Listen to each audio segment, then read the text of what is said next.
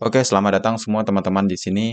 Perkenalkan, aku Ahmad, freelance videographer wedding di Inhil Riau dan freelance video editor di semua platform. Kalian bisa cek TikTok saya.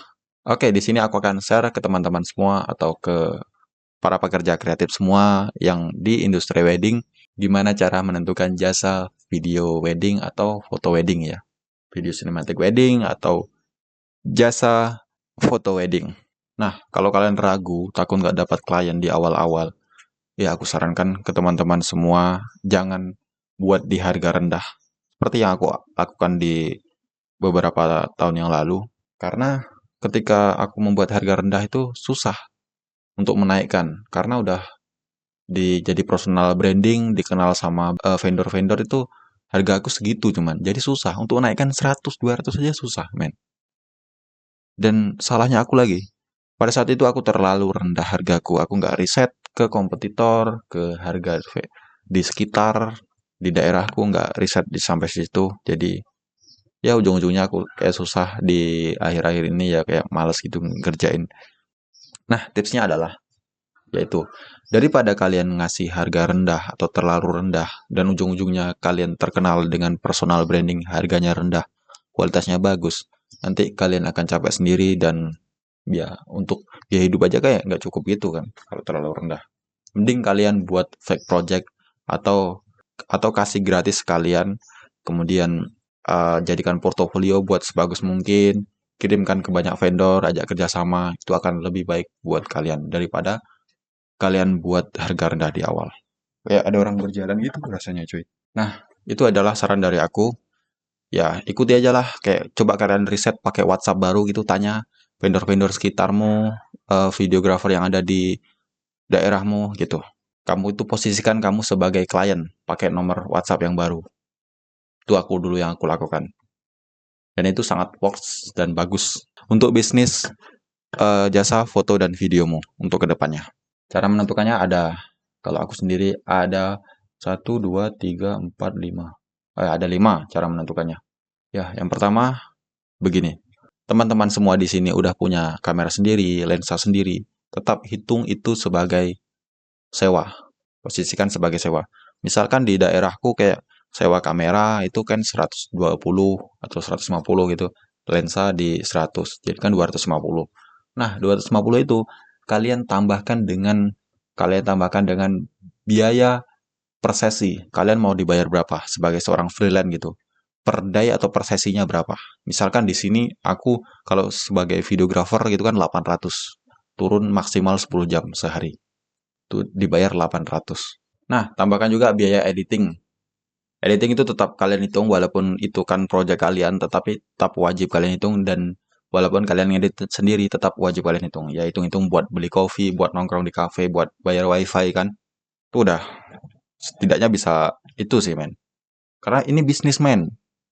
Ya wajib kalian hitung. Kalian buat misalnya di angka 100 kalau kayak ngambil job dari videographer lain kan kayak 400 sampai 500 kan ya kalian bisa untuk bayar wifi dibuat di 150 itu di editing atau 200 boleh juga sih. Dan jangan lupa juga hitung biaya cetak kalau kalian sebagai fotografer. Hitung juga biaya cetak misalkan di sini tempat aku itu biaya cetak plus pengiriman gitu kan kayak 350 sampai 400 ya buat di 400 untuk cari armanya caranya seperti itu. Itu kayak foto 100 lembar, berapa R tuh ya lupa, dan album. Tuh sekitaran segitu, 400. Ya di angka segitulah, kalian bisa riset sendiri, kalian bisa riset sesuai harga di daerah kalian. Berapa biaya percetakannya, supaya nanti kalian gak miss dan gak rugi, men. Dan jangan lupa juga hitung biaya transport, akomodasi. Akomodasi itu meliputi makan, penginapan, itu juga kalian wajib hitung. Misalkan di daerahku, aku ngejob di kota di Tembilahan misalkan ya, pulang pergi itu kayak menghabiskan 100.000. Ya udah kalian buat aja di 150 gitu kan, biar aman. 50-nya buat jaga-jaga kalau ada kayak ban bocor atau dan sebagainya. Karena seperti itu dan kalian masih menggunakan motor ya di angka segitu masih worth it. Dan jangan lupa hitung juga biaya penginapan kalau kalian nginap dan mereka nggak mau tanggung, yaitu wajib kalian hitung juga buat di angka kayak tadi kan transport di 150. Penginapan, seenggaknya penginapan itu kan ya paling murah rata-rata 100 kan, penginapan semalam. Dan jangan lupa hitung juga biaya makan. Kalau kalian ngejob nggak disediakan makan, hitung juga biaya makan. Kalau di wedding kan, kalau makan tuh enggak sih. Harusnya nggak usah lah ya. Jadi seperti itu intinya ya teman-teman. Nah, coba finalnya kita hitung 250 untuk biaya hitung gear sewa. Kemudian per day kalian mau dibayar 800 misalkan. Ini untuk budget-budget low budget ya. Kalian bisa naikkan sendiri sesuai bisnis kalian. Editing di 150. Kemudian cetak 400. Akomodasi plus makan plus penginapan di 250. 250 tambah 800 tambah 150 tambah 400 250. Nah, ini ya kurang lebih ya di angka standar budget di sini kan di daerahku kurang lebih segitu. 1.800.000. 250 800, 150, 400 dan 250. Ya kalian buat di harga segitu untuk start, kalian bisa mengikuti standar dengan cara beri saya tadi.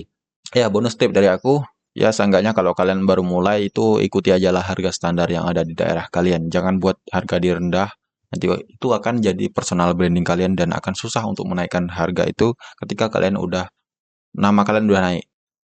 Tipsnya yaitu ikuti harga standar, tapi outputnya dibanyakin, kayak bonusnya gitu. Kak, foto di aku, misalkan ini ikut harga standar ya kak. Misalkan gini, kalian buat di harga standar kan, di kompetitor kalian di harga standar gitu cuman kayak 30 foto edit.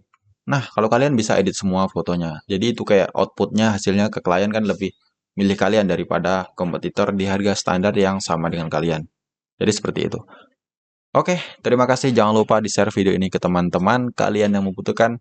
Jangan lupa subscribe. Sampai jumpa di video selanjutnya. PM.